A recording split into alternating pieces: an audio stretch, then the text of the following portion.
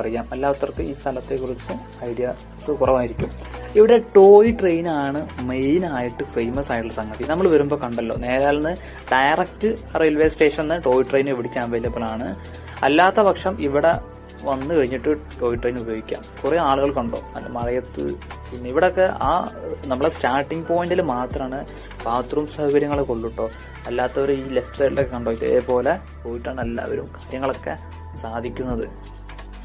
പിന്നെ ഞാനൊരു ഇൻട്രോ നമ്മൾ പറയുകയാണെങ്കിൽ, നമ്മൾ മഹാരാഷ്ട്ര എന്ന് പറയുമ്പോൾ സ്റ്റേറ്റിനെ പറ്റി പറയുകയാണെങ്കിൽ 3 ലക്ഷം സ്ക്വയർ കിലോമീറ്ററിലാണ് ഈ മഹാരാഷ്ട്ര എന്ന് പറയുന്ന സംസ്ഥാനം നമ്മുടെ ഇന്ത്യയുടെ ഏകദേശം ഒരു മിഡ് ഭാഗത്തായിട്ട് കിടക്കുന്നത്. സൗത്ത് മിഡ് സൗത്ത് ആയിട്ട് വരും.